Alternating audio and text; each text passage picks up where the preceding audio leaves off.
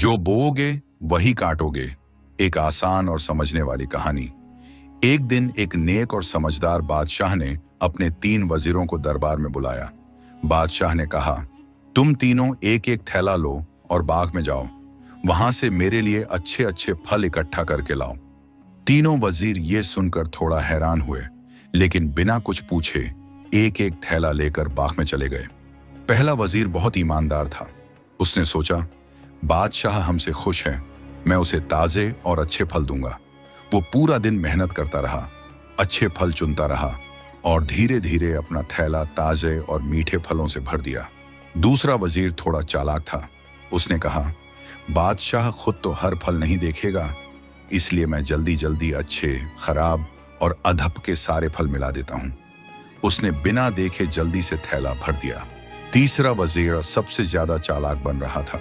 उसने सोचा, बादशाह को तो सिर्फ भरा हुआ थैला चाहिए, अंदर क्या है कोई नहीं देखेगा।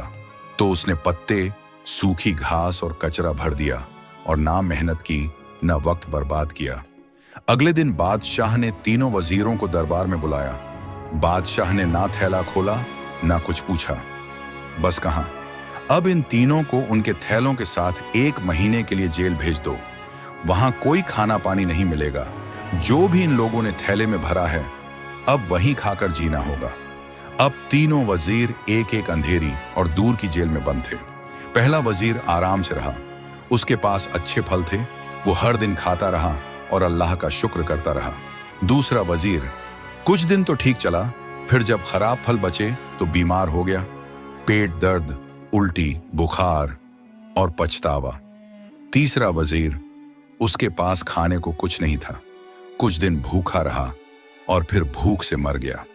अब सोचिए, आप भी इस दुनिया के बाग में हैं, हर दिन आप भी एक थैला भर रहे हैं, लेकिन फल नहीं, अपने अच्छे या बुरे कामों से।